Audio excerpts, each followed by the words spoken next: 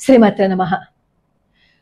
కాజల్ అగర్వాల్ అలాగే కొంతమంది సెలబ్రిటీస్ వాళ్ళు తెలిసి ట్వీట్ చేస్తారో లేదు అంటే మనం కూడా ట్వీట్ చేసేసాము అని గొప్పకి ట్వీట్ చేస్తారో తెలియదు కానీ వాళ్ళు ట్వీట్ చేసినవి ఎలా ఉన్నాయో తెలుసా?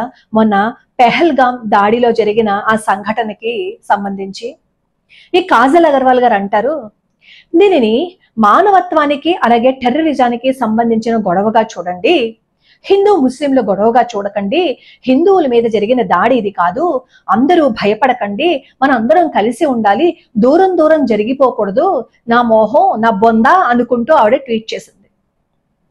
అంటే ఆవిడకి కళ్ళు కనిపించలేదా?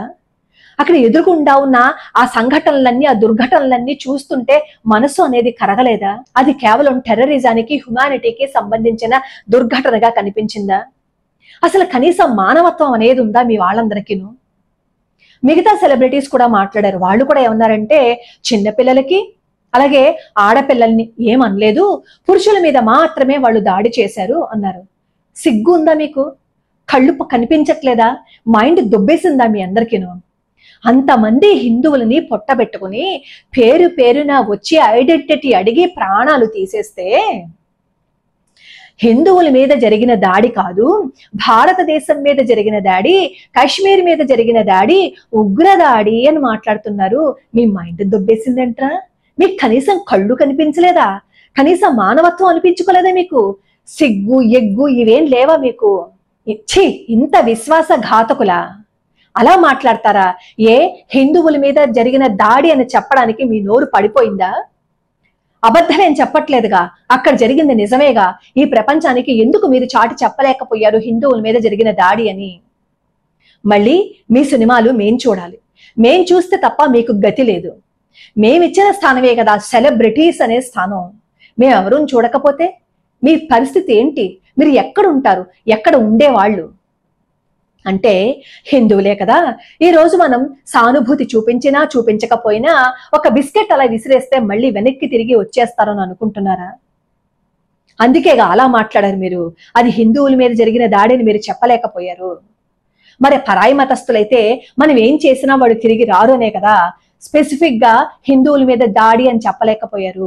అలా చెప్తే వాళ్ళు మీ సినిమాలు ఎక్కడ చూడరు అని, అలా చెప్తే మీ స్నేహితుల్లో ఉన్న వాళ్ళు ఎక్కడ బాధపడతారో అని, అలా చెప్తే వాళ్ళ సపోర్ట్ మీకు ఎక్కడ ఉండదో అని భయం వేసి ఉంటుంటుంది కదా.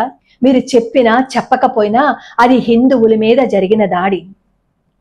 వరుస పెట్టి కూర్చోపెట్టారే హిందువులని, పేరు పేరున అడిగి ఐడెంటిటీ చూసి ప్యాంట్ తిప్పి సుంతి చేయించుకున్నారా లేదా అని చూసి అప్పుడు వాళ్ళు హిందువే అని తేల్చుకున్న తర్వాత కదా వాళ్ళని కాల్చి పారేశారు. కల్మా చదివిన వాళ్ళందరినీ వదిలేసి పేరు పేరున వాళ్ళకి అనుమానం వచ్చిన వాళ్ళని కల్మా చదవమని చెప్తే ఒక క్రిస్టియన్ కూడా కల్మా చదివితే అతను వాళ్ళేమో అనుకుని ప్రాణాలను తీయకుండా వదిలేశారు కదా. అంటే వాళ్ళకి కావాల్సింది వాళ్ళ ఆచారాలు సంప్రదాయాలు పాటిస్తున్నారా లేదా, వాళ్ళ అవునా కాదా అని మాత్రమే చూసుకున్నారు. అలా చూసుకుని ఈ మగవాళ్ళందరినీ పొట్టన పెట్టేసుకున్నారు. మగవాళ్ళని మాత్రమే ఎందుకు పొట్టన పెట్టుకున్నారో తెలుసా? నాకు ఇలా మగవాళ్ళని మాత్రమే పొట్టన పెట్టుకున్నప్పుడు ఒకటి అనిపించింది.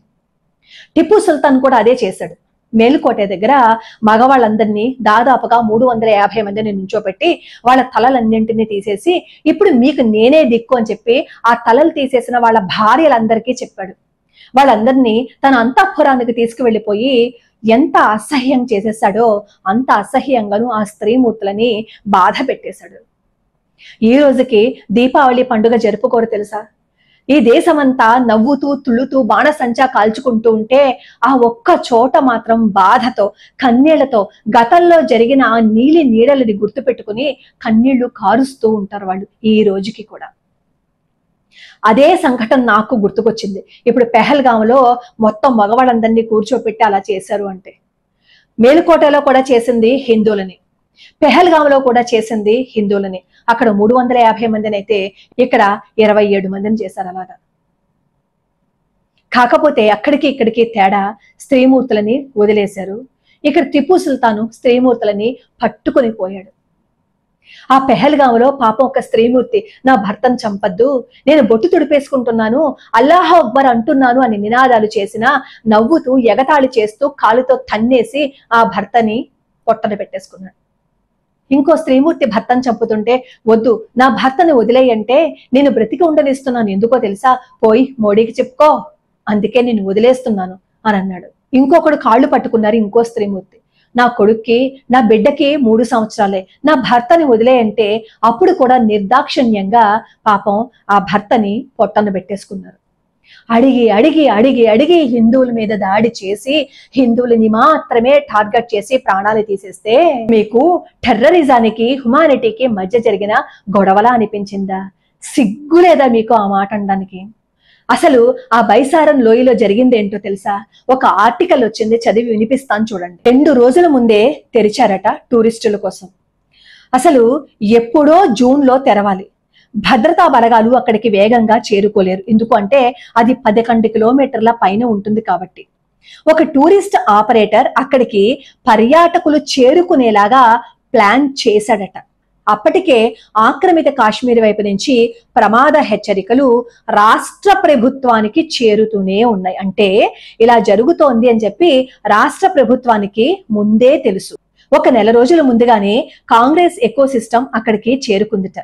ముందుగానే ఎటువంటి వీడియోలు, సమాచారము, స్థానికుల ప్రేమ ఇవన్నీ తయారు చేసి ఉంచబడ్డాయిట. అంటే ప్రీ ప్లాన్డ్ గా ఇవన్నీ ముందే తయారు చేసేసుకుని ఉన్నారు. అక్కడ ఉన్నది కాంగ్రెస్ ప్రేమిక నేషనల్ కాన్ఫరెన్స్ ప్రభుత్వం. పెహల్గాంలో పర్యావరణం భద్రతా ప్రమాణాలు ఉల్లంఘించి ఎమ్మెల్యే 300 గుడిసెలు రిసార్ట్స్ కోసం వేసేశాడట. అది రిపోర్ట్ చేసిన అధికారిని ప్రభుత్వం బదిలీ చేసిందిట. గత 3 నెలల్లో అనేక సార్లు రాష్ట్ర ప్రభుత్వ పర్యవేక్షణలో ఉన్న యంత్రాంగాన్ని లెఫ్టినెంట్ గవర్నర్ కి సహకరించకుండా విచిత్రంగా వ్యవహరించిందిట ఒమర్ ప్రభుత్వం. మోడీతో బాగా ఉన్నట్టు నటించేశాడు. అక్కడ స్థానికులకి శిక్షణ ఇచ్చారట. కాల్పుల శబ్దాలని వాళ్ళు తేలిక చేసి చెప్పేటట్టు. దాడికి ముందు స్థానికులకి సూచనలు ఇవ్వబడ్డాయిట, పర్యాటకులను గందరగోళంగా చేసేటట్టు. ప్రధాని కశ్మీర్ పర్యటన రద్దు చేసుకోవటంతో వాళ్ల ప్రణాళికని వెంటనే అమలు చేసేశారట. స్థానికులు బాధపడినట్లు, ఏడ్చినట్లు ఇవన్నీ ముందే ఏర్పాట్లు చేసేశారట. వాటిని వైరల్ చేయడానికి సూచనలు కూడా ఇచ్చారట. ముస్లింల సంఖ్య చనిపోయిన వారిలో సగానికి ఉంది అనే ఫేక్ డాక్యుమెంట్లను నిజమైన చనిపోయిన వాటితో కలపడానికి క్షణాల్లో వాళ్ళు ప్రణాళికలని సిద్ధం చేసేశారు. బైసారన్ లోయ శ్రీనగర్ నుంచి 90 కిలోమీటర్లు, పెహల్గాం నుంచి 5 కిలోమీటర్లు. 2 రోజుల ముందే హోటళ్లలో ఎవరెవరున్నారో సమాచారం వాళ్ళకి చేర్చబడిందిట.